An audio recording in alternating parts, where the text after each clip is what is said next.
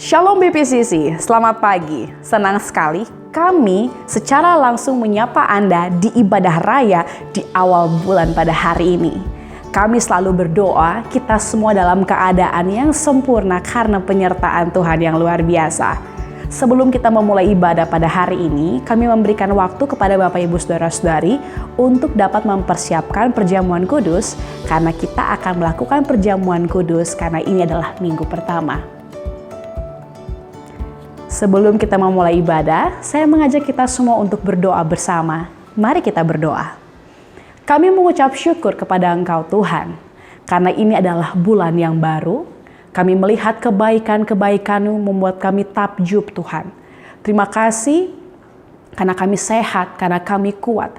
Kami mengucap syukur untuk segala hal yang kami nikmati sepanjang bulan-bulan ini, sepanjang minggu-minggu ini. Dan pada hari ini waktu kami beribadah Tuhan, kami mempermuliakan nama-Mu, kami menaruh hormat tertinggi kami hanya kepada Engkau.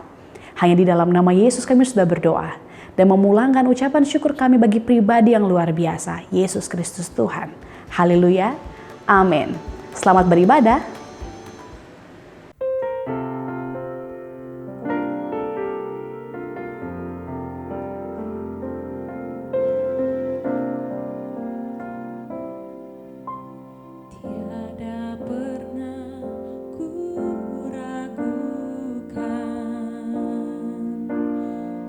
Kasih setiamu ya Tuhan, setiap waktu dalam hidupku, tak pernah Kau tinggalkan.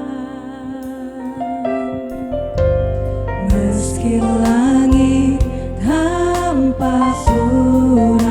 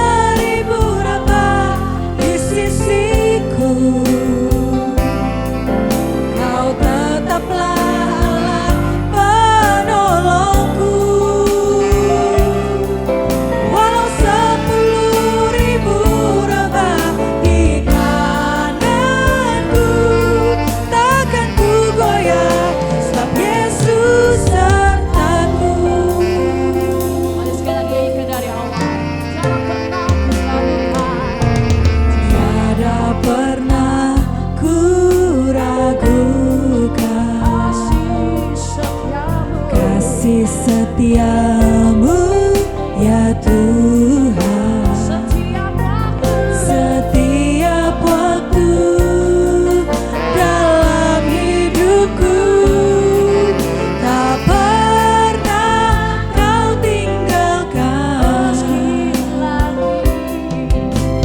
Meski langit tampak suram, awan gelap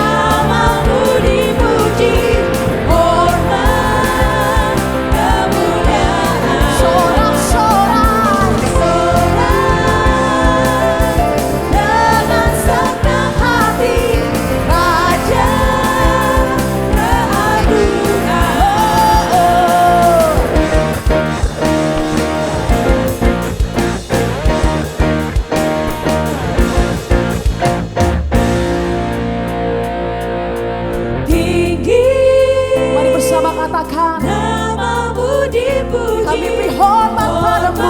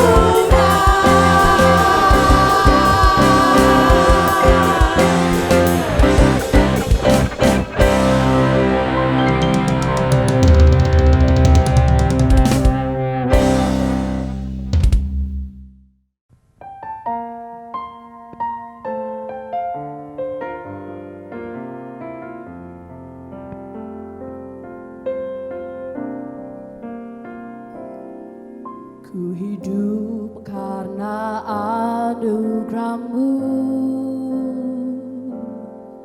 tiada satu pun dapat ku banggakan, semua karena cinta-Mu. Ini hidupku, pimpin jalanku, kasih-Mu mengubah hidupku.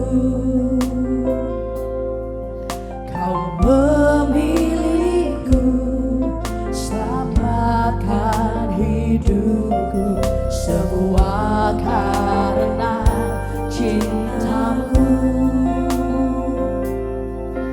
Ini hidupku, pimpin jalanku, Yesus pegang erat tanganku, ku tak dapat hidup di luar kasih-Mu.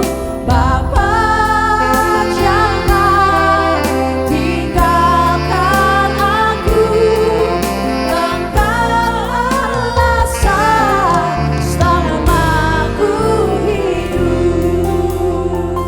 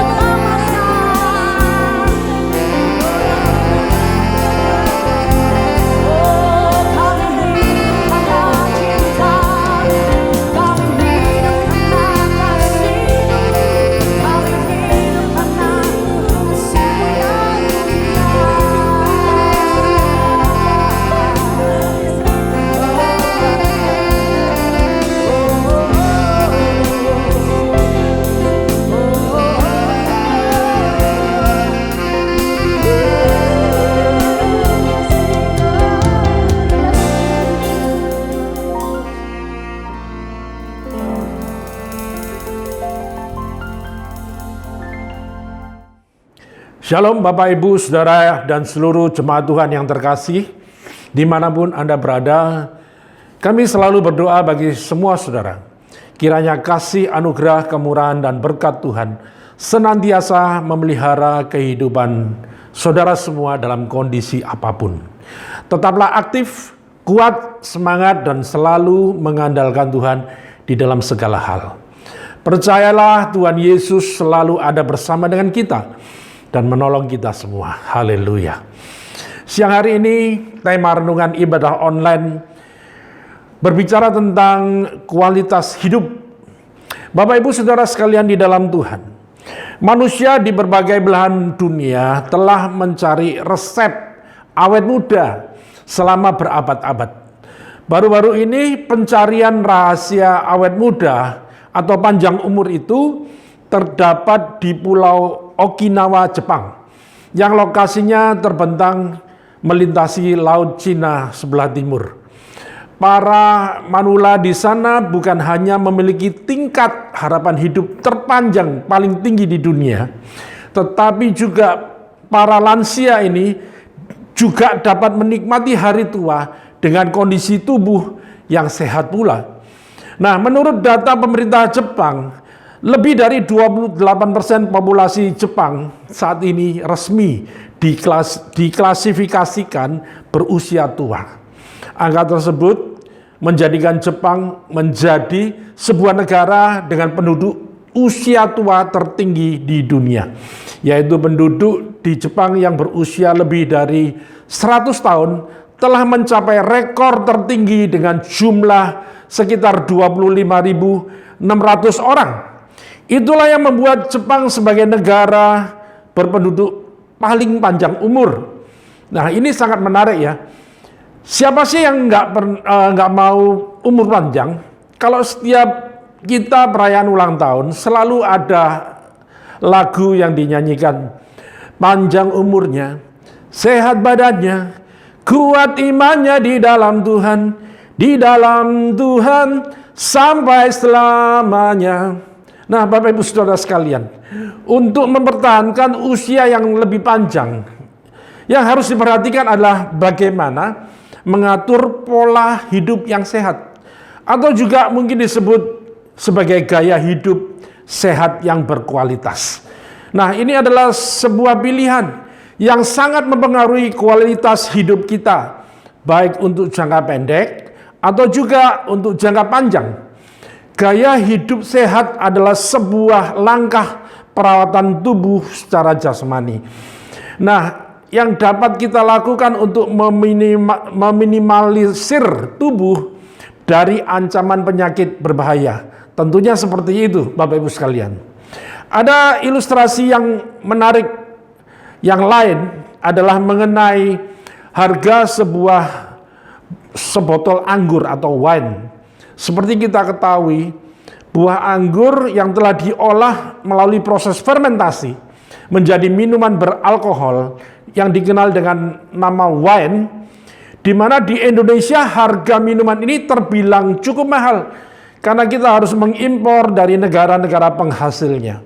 Salah satu wine termahal di dunia itu dihasilkan di salah satu perkebunan di California, yaitu di Napa, California, dengan merek Screaming Eagle yang dijual dengan harga sekitar 2.000 US dollar per botol atau sekitar rupiah 28 juta. Coba saudara bayangkan, suatu harga yang sangat fantastis untuk sebotol anggur, bukan?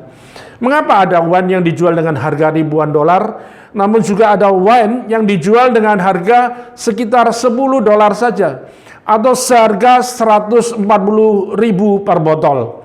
Tentu ini berkaitan dengan proses produksi anggur tersebut, mulai dari pemilihan jenis anggur, perawatan selama anggur tersebut dibudidayakan, dan proses fermentasi yang dilakukan.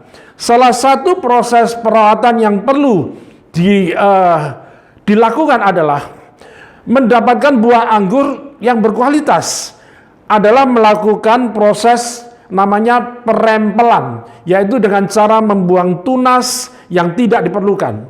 dan membiarkan satu tunas yang baik untuk sebagai satu batang pokok saja. Nah, Bapak Ibu Saudara sekalian, Tuhan Yesus berkata kepada murid-muridnya di dalam Yohanes 15 ayat 2-3 berkata bahwa setiap ranting padaku yang tidak berbuah dipotongnya, dan setiap ranting yang berbuah dibersihkannya, supaya ia lebih banyak berbuah. Kamu memang sudah bersih karena firman yang telah kukatakan kepadamu. Demikian juga dengan hidup kita, agar bisa menghasilkan suatu kehidupan yang berkualitas. Bapak Ibu Saudara sekalian, di sini dengan tegas bahwa Tuhan Yesus mengatakan bahwa hidup kita harus dimurnikan dan dibersihkan, yaitu melalui kebenaran firman Tuhan yang kita renungkan dan yang kita lakukan setiap hari. Dengan merenungkan dan melakukan firman Tuhan dalam hidup kita, maka hal tersebut akan menjadikan hidup kita berkualitas dan berarti. Itulah sebabnya merenungkan dan melakukan firman Tuhan dalam hidup kita setiap hari itu bukanlah merupakan sebuah pilihan, tetapi merupakan sebuah keharusan bagi setiap orang yang percaya. Haleluya. Mari Bapak Ibu sekalian, kita akan membahas bagaimana untuk mempertahankan hidup yang berkualitas. Yang pertama adalah satu, memiliki kedekatan pribadi dengan Tuhan. Mari kita baca di dalam kitab Mazmur 103 ayat 13-14. Seperti bapa sayang kepada anak-anaknya, demikian Tuhan sayang kepada orang-orang yang takut akan Dia. Sebab Dia sendiri tahu apa kita. Dia ingat bahwa kita ini debu. Bapak Ibu Saudara sekalian, kedekatan pribadi dengan Tuhan artinya mempunyai ikatan emosional dengan Tuhan kita. Pengertian emosional di sini jangan diartikan seperti ini ya. Misalnya kalau berdoa harus menangis, apabila bernyanyi harus bertepuk tangan, kalau berdoa harus berteriak-teriak atau tertawa. Tetapi yang dimaksudkan di sini ialah apakah kita semua merasa begitu dekat dan selalu ingin mentaati segenap perintah Tuhan? Nah, sehingga apabila kita berdoa itu apakah benar-benar keluar dari hati kita yang paling dalam? Dan saat kita menyanyi, apakah kita ini menyanyi dengan sungguh-sungguh dan dengan penghayatan yang penuh? Jadi apa yang kita lakukan tidak dibuat-buat, Bapak Ibu sekalian. Akibat lain apabila mempunyai hubungan yang emosional dengan Tuhan, ialah kita semua ini bisa selalu mengucap syukur kepada Tuhan dalam segala hal. Dalam susah dan senang kita tidak melupakan Tuhan. Dalam kegagalan kita pun tidak undur dari hadapan Tuhan, melainkan mencari letak bagaimana penyebab kegagalan itu dan berusaha untuk memperbaikinya. Nah, kita semua harus meyakini bahwa Tuhan selalu turut bekerja dalam setiap tindakan yang kita lakukan. Saudara harus percaya hal ini. Jadi Bapak Ibu sekalian, saudaraku yang terkasih di dalam Tuhan, seharusnya setiap orang percaya di mana kita harus hidup dekat dengan Tuhan. Dan ini adalah hal yang mutlak harus dilakukan. Tidak ada alasan atau dalih lain untuk tidak dekat dengan Tuhan. Jangan melempar alasan atau karena banyak kesibukan atau karena keadaan tertentu. Jika Tuhan masih memberi waktu dan kesempatan bagi kita untuk hidup, itu berarti atau artinya Tuhan mau kita menjalin hubungan yang dekat dengannya setiap saat. Setiap kita wajib hidup dekat dan intim bersama dengan Tuhan. Sebab dengan demikian kita tetap memelihara ikatan relasi dengan Tuhan Yesus di dalam hidup kita. Saudaraku sekalian, di dalam hidup ini ada begitu banyak hal yang membuat kita tidak nyaman dan tidak tenang. Dipecat dari pekerjaan akan membuat frustasi yang begitu berat. Tidak mendapat pekerjaan walaupun sudah melamar ke sana ke sini juga menimbulkan kekhawatiran dan kekecewaan. Persoalan keluarga yang penuh konflik, kehidupan yang terus-menerus terjadi. Ya, belum lagi kalau berita-berita yang menakutkan serta menghebohkan dan seringkali membuat dan menimbulkan kecemasan yang berat. Bapak Ibu Saudara sekalian, rasanya perasaan tidak tenang dan galau akan sangat mudah memasuki pikiran dan hati kita jika ada hal-hal yang terjadi yang tidak seturut apa yang kita kehendaki dan hal tersebut merugikan dan membebani kita. Maka perhatikanlah di sini. Firman Tuhan berkata yang tertulis di dalam kitab Mazmur 62 ayat 1 dan 2. Berkata bahwa hanya dekat Allah saja aku tenang. Daripadanya lah keselamatanku. Hanya dialah gunung batuku dan keselamatanku, kota bentengku, dan aku tidak akan goyah. Bapak Ibu Saudara sekalian, kalau orang yang memiliki harta duniawi mungkin akan membuat orang tidak perlu khawatir tentang soal-soal apa yang hendak dimakan, diminum, dipakai. Tetapi Daud justru tidak menyebutkan bahwa sumber ketenangan baginya itu terletak pada apa yang dia miliki, yang suatu saat bisa lenyap dan habis. Ia menaruh dirinya dan merasa tenang hanya ketika dia benar-benar dekat dan intim dengan Tuhan. Bapak Ibu Saudara sekalian, kita pun juga harus demikian. Bahwa kalau kita merasa jauh dari Tuhan, kita juga akan merasa nggak nyaman. Saudaraku yang terkasih, jauh dari Tuhan adalah sesuatu yang bisa berdampak buruk dalam hidup ini dan dapat membuat kita dapat kehilangan damai dan sukacita di hati. Kita harus menyadari bahwa Tuhan kita itu memiliki banyak keunggulan, yaitu Dia adalah gunung batu, kota benteng, dan bahkan sumber pertolongan, di mana dalam kesesakan sungguh terbukti kita menyadari bahwa tidak ada tempat yang aman selain bersama dengan Tuhan, di mana Tuhan dapat memberikan dan menciptakan suasana tenang di dalam batin, pikiran, dalam hati saudara dan saya. Boleh jadi dunia bisa menggoyahkan dan mengguncang tempat kita berpijak dan membuat kita kewalahan ketika tekanan, himpitan, dan kekeringan melanda saudara dan saya. Tetapi jika kita bersama dengan Tuhan, janganlah takut, sebab sekalipun berada di tengah badai dan cobaan, maka ketenangan akan tetap terpancar dari Tuhan yang dapat kita rasakan secara langsung.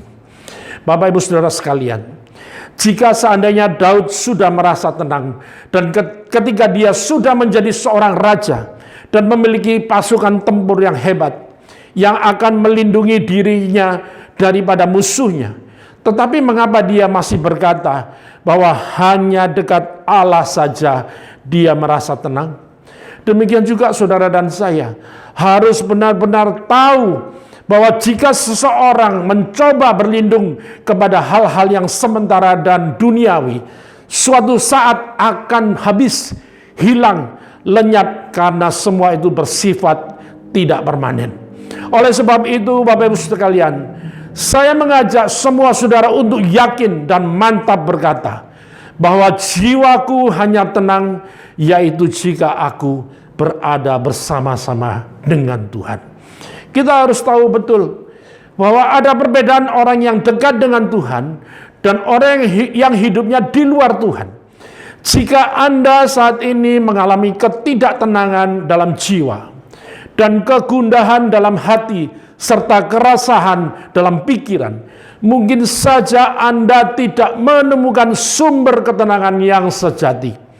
Bapak Ibu sekalian, Tuhan telah menaruh dalam hati kita masing-masing suatu kerinduan untuk mencari dan menemukan Dia.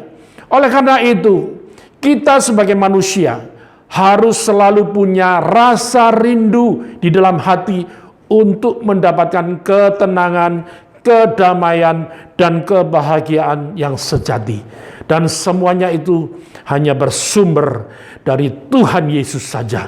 Karena hanya dari Dialah sumber dari segala yang kita cari dan kita rindukan itu. Haleluya. Yang kedua, untuk mempertahankan hidup yang berkualitas, yaitu dengan memiliki kedewasaan dan kematangan dalam hidup. Kita baca di dalam Filipi 4 ayat 8 berkata, jadi akhirnya saudara-saudara, semua yang benar, semua yang mulia, semua yang adil, semua yang suci, semua yang manis, semua yang sedap didengar, semua yang disebut kebajikan dan patut dipuji, pikirkanlah semuanya itu. Bapak Ibu saudara-saudaraku yang kekasih, kematangan rohani berawal dari pemikiran kita atau pola pikir kita. Kalau pemikiran kita sudah sejalan dengan firman Tuhan, maka kita semua akan tumbuh menjadi matang. Oleh sebab itu kita harus mendisiplinkan pemikiran kita agar selalu selaras dengan firman Tuhan.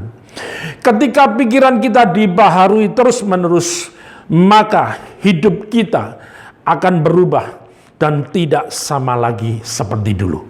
Bapak Ibu Saudara sekalian, yang benar dimaksudkan di sini adalah kebenaran yang sesuai dengan firman Tuhan. Yang mulia, hal-hal yang mulia seperti kasih, sukacita, damai sejahtera, kesabaran, kemurahan, kebaikan, dan lain-lain sebagainya. Yang adil, ya, hal yang berkaitan dengan prinsip keadilan. Yang suci, hal-hal yang murni, kudus, dan suci. Yang manis, hal yang menyenangkan dan menyukakan hati. Yang sedap didengar, yaitu kata-kata yang enak di telinga, seperti pujian dan penghargaan atau apresiasi dan lain sebagainya. Nah, Bapak Ibu sekalian, kematangan dan kedewasaan rohani itu nampak juga dalam kata-kata yang kita ucapkan. Jika kita terus-menerus mengucapkan kata-kata yang jahat atau negatif, kata-kata makian, sumpah serapah, atau yang sembrono, maka rohani kita pun akan sulit untuk bertumbuh. Ingatlah Bapak Ibu sekalian, hidup atau mati dikuasai oleh lidah atau perkataan kita. Oleh sebab itu, orang yang sudah matang rohaninya, ia hanya akan mengucapkan kata-kata yang membangun dan menghidupkan semangat orang lain. Misalnya, kata-kata yang mengandung pujian dan apresiasi, kata-kata yang berisi dukungan semangat, menguatkan, dan yang menghibur orang lain. Bapak Ibu Saudara yang terkasih di dalam Tuhan, kedewasaan rohani itu juga tercermin dari setiap tindakan yang kita lakukan, yaitu bagaimana saat kita bertindak atau bekerja akan mengungkapkan seberapa rohani diri kita. Orang yang matang rohani akan bertindak atau bekerja dengan penuh tanggung jawab, tidak bekerja dengan asal-asalan dan tanpa menjaga kualitas. Contoh kasus, kita lihat di dalam Alkitab, Nuh bekerja dengan penuh tanggung jawab untuk menyelesaikan bahtera sebagaimana yang diperintahkan oleh Tuhan. Cornelius senantiasa berdoa dan berbuat baik kepada mereka yang membutuhkan. Dan contoh serta teladan yang sempurna yaitu dari Tuhan Yesus. Ketika berkeliling kota pada saat itu, ia menolong, melayani, menyembuhkan orang sakit, dan mengabarkan Injil kebenaran. Intinya, orang yang matang rohani bukanlah orang yang malas dan pasif, tetapi orang yang bekerja keras dan selalu berbuat baik. Buah-buah kehidupannya sungguh nyata dan dapat dinikmati oleh orang lain. Bapak Ibu Saudaraku yang dikasihi oleh Tuhan, kematangan rohani atau kedewasaan rohani ini tercermin juga dari reaksi seseorang saat mengalami pengalaman pahit atau penderitaan. Nah, kita lihat contoh kasusnya. Yesus bereaksi secara baik dengan cara mengampuni mereka yang menyalibkannya, yang menganiaya Yesus. Diampuni oleh Tuhan Yesus. Stefanus bereaksi sama seperti Tuhan Yesus. Dia mendoakan mereka yang merajam Stefanus dengan batu. Ayub berlutut dan menyembah Tuhan saat tahu anak-anaknya mati dan harta bendanya hilang. Semua contoh di atas menunjukkan bahwa seseorang yang sudah matang rohaninya akan bereaksi dengan baik.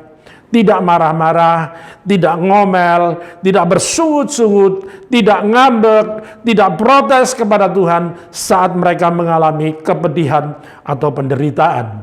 Bapak Ibu Saudara sekalian, kematangan rohani juga terlihat dari keinginan-keinginan atau kerinduan-kerinduan hatinya. Orang yang matang rohaninya akan mencari perkara-perkara yang di atas atau perkara rohani, lebih daripada perkara-perkara duniawi. Orang yang matang rohaninya juga selalu berusaha untuk mencari kehendak dan tujuan Tuhan untuk dirinya. Keinginan-keinginannya selaras dengan kehendak Tuhan. Jadi kesimpulannya adalah orang yang matang rohaninya akan bersikap, akan berpikir, akan bertindak dan bereaksi secara tepat sesuai dengan kehendak Tuhan. Hidupnya selalu rindu, ingin melayani Tuhan dan sesama dengan sepenuh hati. Haleluya. Yang ketiga, Bapak Ibu sekalian, untuk mempertahankan hidup yang berkualitas, yaitu dengan mengetahui dan melakukan kebenaran dalam kehidupan. Kita baca di dalam kitab Mazmur 86 ayat yang ke-11 berkata, "Tunjukkanlah kepadaku jalan-Mu ya Tuhan, supaya aku hidup menurut kebenaran-Mu. Bulatkanlah hatiku untuk takut akan nama-Mu." Bapak Ibu Saudaraku sekalian yang dikasihi oleh Tuhan, hidup benar di hadapan Tuhan adalah syarat mutlak untuk mengalami hidup yang diberkati. Orang yang hidup benar di hadapan Tuhan pasti memiliki hubungan yang karib dan erat dengan Tuhan. Bagi orang percaya, berkat Tuhan adalah sesuatu yang pasti dan menjadi sesuatu yang sangat dirindukan, dinantikan dan diharapkan. Jadi untuk mengalami berkat Tuhan, pemazmur memberikan kunci, yaitu takut akan Tuhan, hidup menurut kebenaran Tuhan, dan mengikuti jejak langkah yang telah Tuhan tunjukkan. Nah, berbicara tentang berkat Tuhan bukan berarti dalam mengiring Tuhan akan terbebas dari masalah dan persoalan.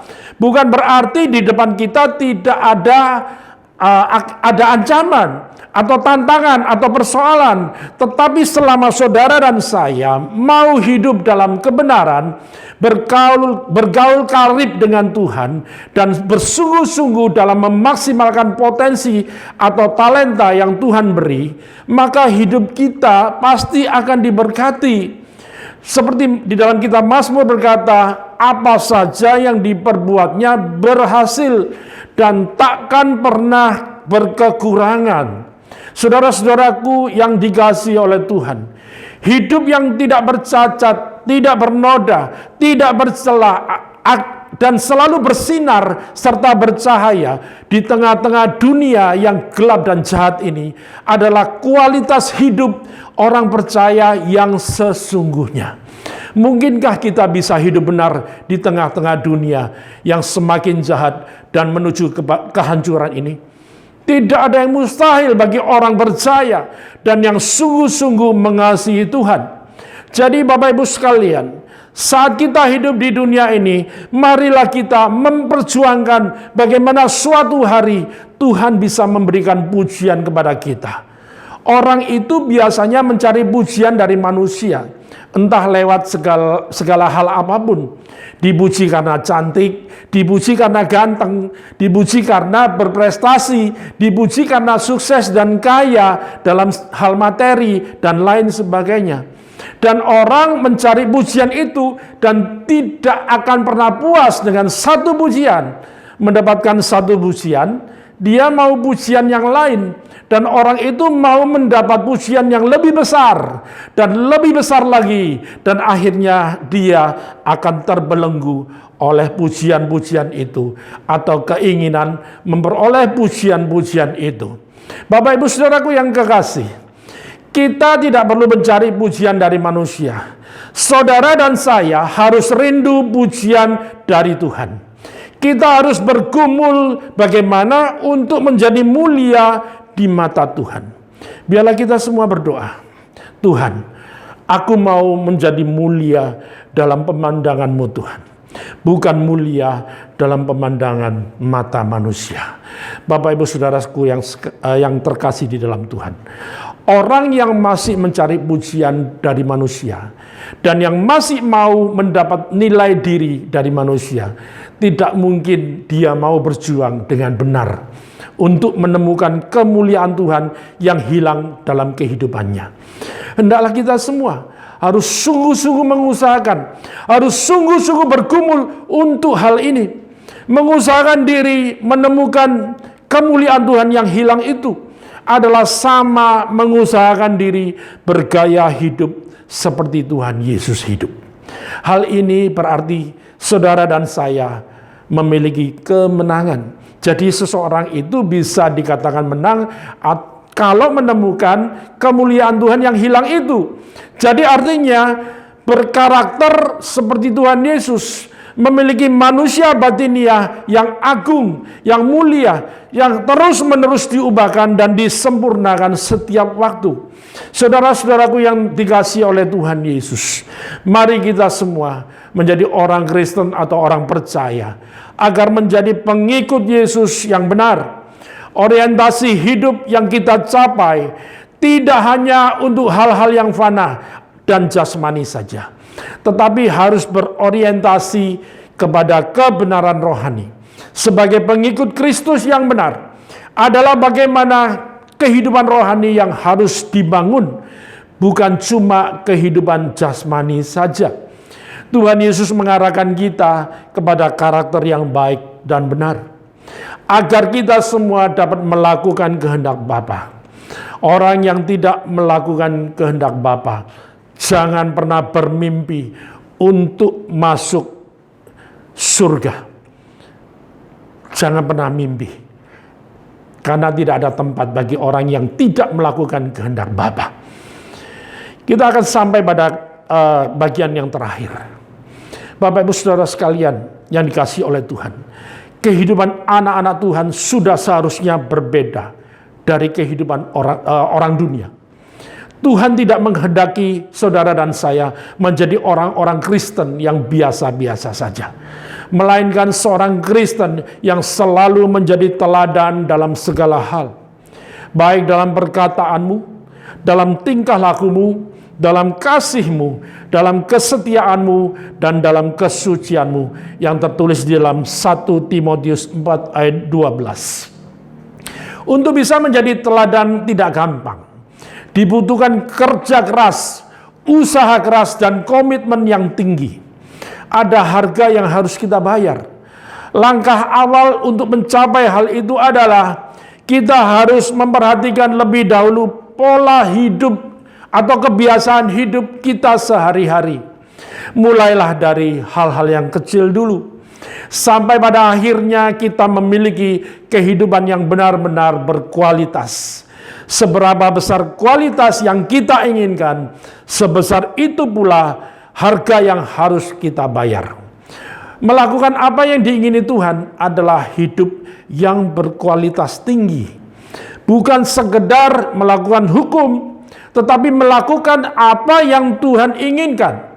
Orang yang memiliki hidup berkualitas paling tinggi adalah orang yang melakukan apa saja yang baik, yang berkenan, dan yang sempurna.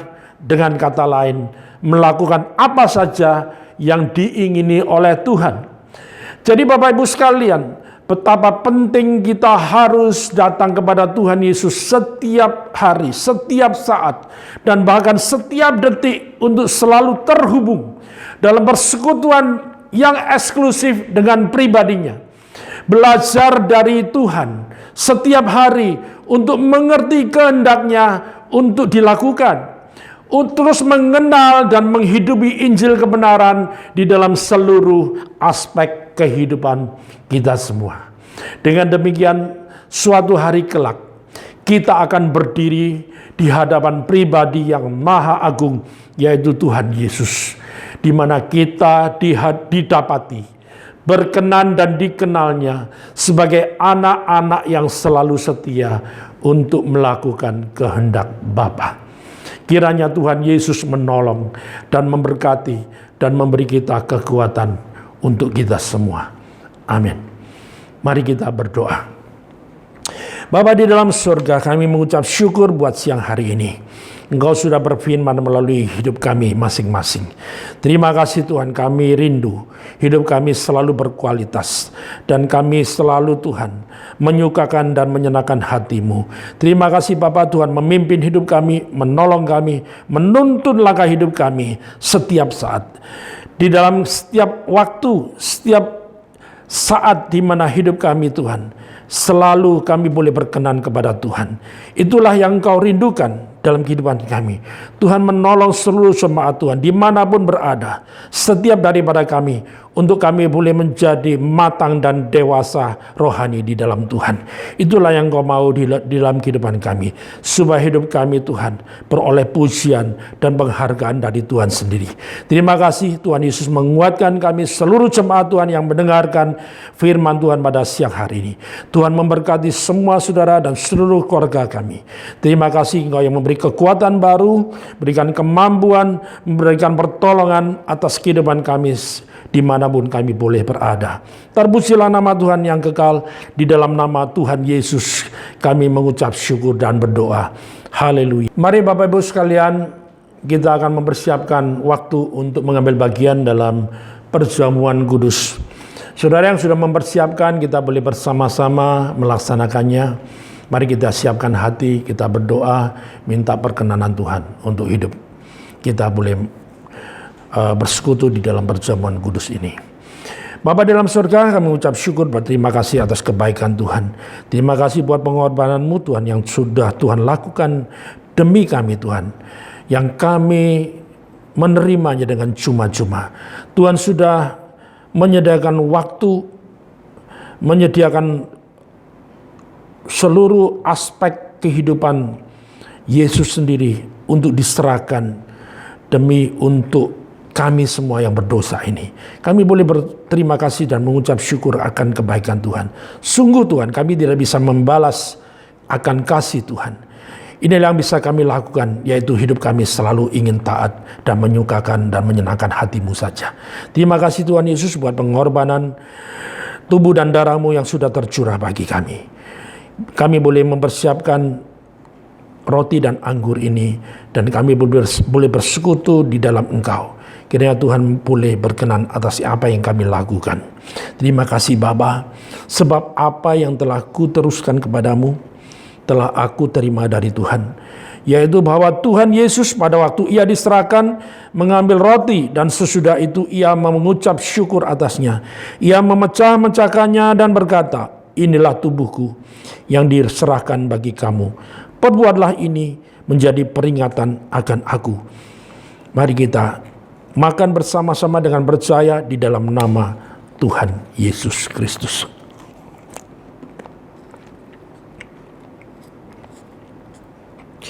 Kita angkat cawan di hadapan Tuhan. Kami percaya Tuhan, bahwa darah yang tercurah bagi kami telah menyucikan kami, telah mentahirkan kami, menguduskan kami semua. Engkau sendiri yang memperkenankan kami untuk kami boleh dijadikan anak-anak-Mu dan menerima waris kerajaan surga, dan hidup kami boleh diselamatkan, diampuni dosa kami, dan hidup kami semuanya boleh mendapat kasih anugerah daripada Tuhan. Terima kasih buat darah yang tercurah bagi kami semuanya.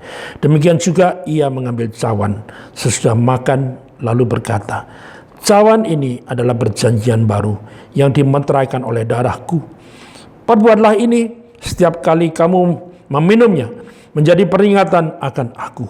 Sebab setiap kali kamu makan roti dan minum cawan ini, kamu memberitakan kematian Tuhan sampai Ia datang kembali. Mari dengan percaya di dalam nama Tuhan Yesus kita minum bersama.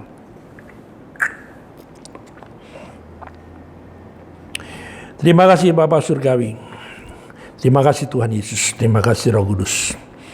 Memberkati semua saudara dimanapun berada yang mengikuti ibadah online pada siang hari ini.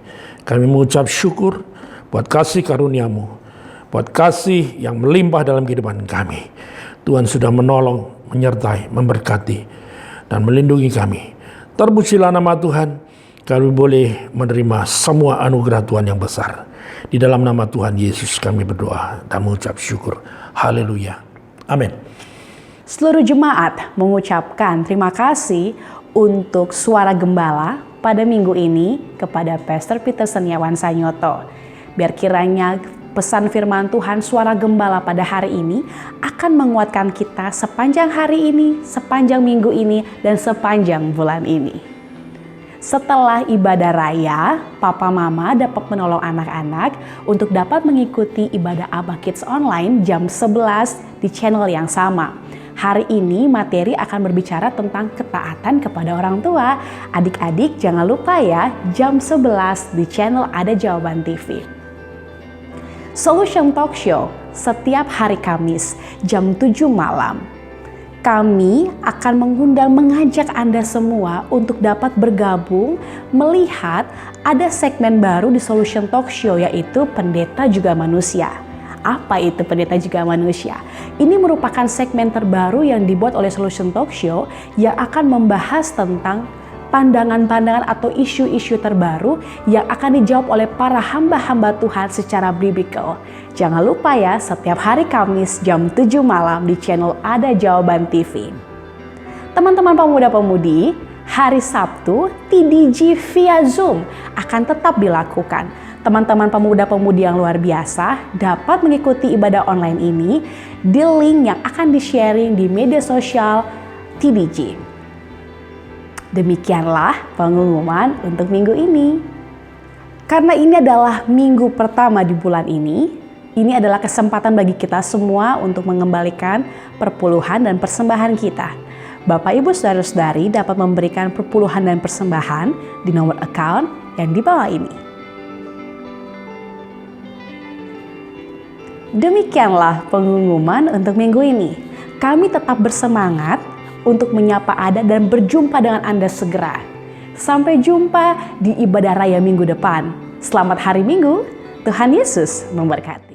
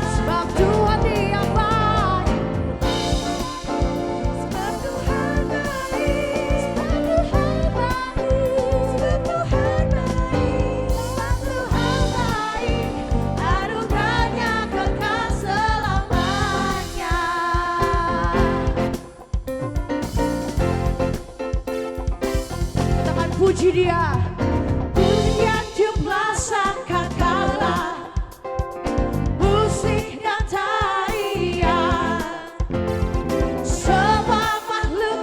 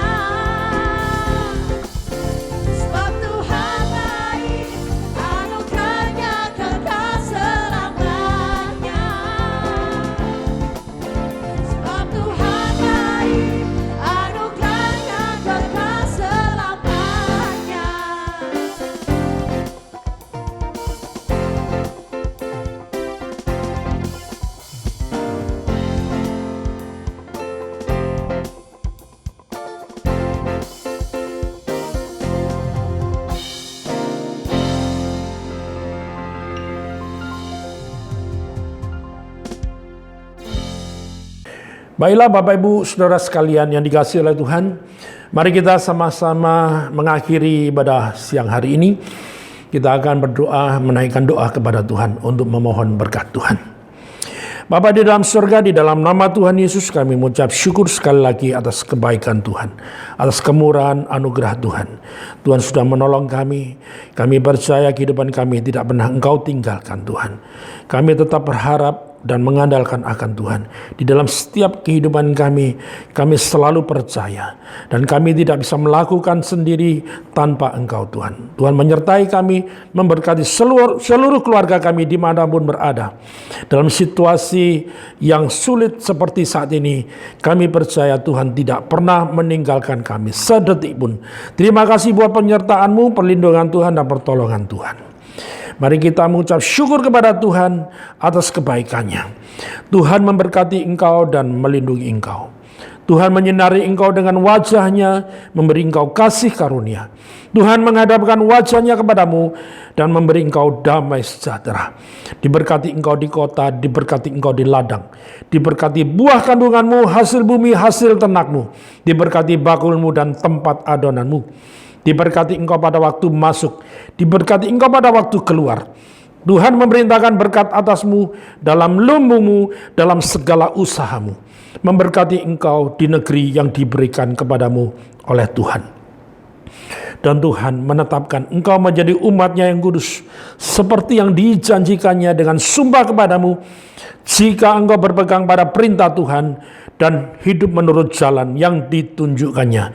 Maka semua berkat-berkat ini akan datang kepadamu dan menjadi bagianmu jika engkau mendengarkan suara Tuhan dan hidup melakukan kehendak Bapa dengan setia. Mari seluruh jemaat Tuhan kita mengangkat tangan bersama-sama, kita menerima berkat, yaitu anugerah, damai sejahtera dan sukacita dari Bapa Surgawi. Kasih setia, kebaikan, kemurahan dan anugerah dari Tuhan Yesus. Di dalam persekutuan oleh kuasa Roh Kudus yang menuntun langkah hidup kita semua. Mulai sekarang sampai selama-lamanya. Di dalam nama Tuhan Yesus Kristus. Semua yang percaya boleh berkata haleluya. Amin. Tuhan Yesus memberkati kita semua. Selamat hari Minggu. Selamat beraktivitas bersama keluarga masing-masing di rumah. Haleluya. God bless you.